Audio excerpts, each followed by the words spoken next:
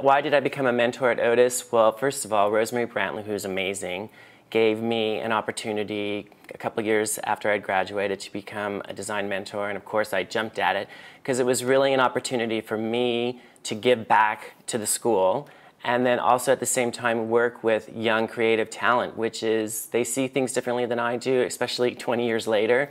And they just have a new perspective on design that is refreshing to me. Okay, the elements that students need to become good swimwear designers, I mean, first and foremost, obviously talent is, the driving thing that, makes someone a good designer. But besides that, I really feel that you have to have a passion for design and an incredible work ethic. And sometimes, the passion and the work ethic trumps the talent, but obviously, first and foremost, I believe you have to have an incredible talent level. It's a learning process, and for any newbie at anything, it takes a lot of time and energy to understand it and create something amazing. I think the biggest mistakes that students create when starting swimwear design is that they don't always think in terms of 3-dimension and 360 degrees and the human form. They start in a flat sketch, and that flat sketch has to become 3-dimensional. So I think that understanding that is probably the most difficult process in creating a swimsuit for them. Do I ever hire students from Otis? That's a funny question. There's one sitting right over there. Yeah, I mean, I've hired interns and assistants and quite a few students, and they're all very, very talented and have, turned out to be great. Did I always want to become a swimwear designer?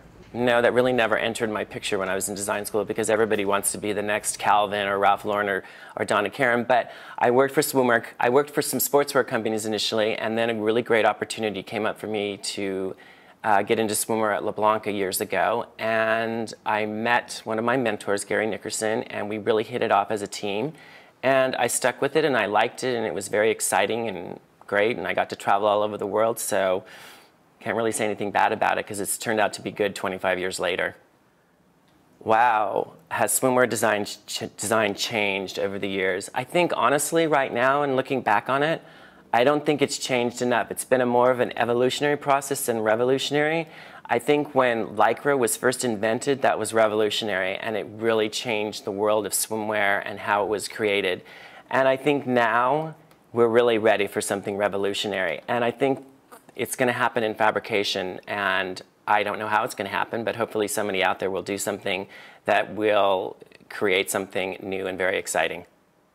Do I ever get tired of designing swimwear? Now that's a really interesting question. I think, in anything you do, you have highs and lows, and there's, like peaks and valleys where there's great moments where you're creating something very exciting, and then there's a challenge that you wish never came along. So basically, I think, swimwear is very defined. You're working in a very limited space. And I think what drives us is obviously that's always new color, and I think innovation in fabric is going to make it more exciting. But at the same time, I was offered a great opportunity within the last year to do Blue Rod Beattie, and I think that is what has made my swimwear life all the more exciting. And we have a great future ahead of us, and that's what we're looking forward to.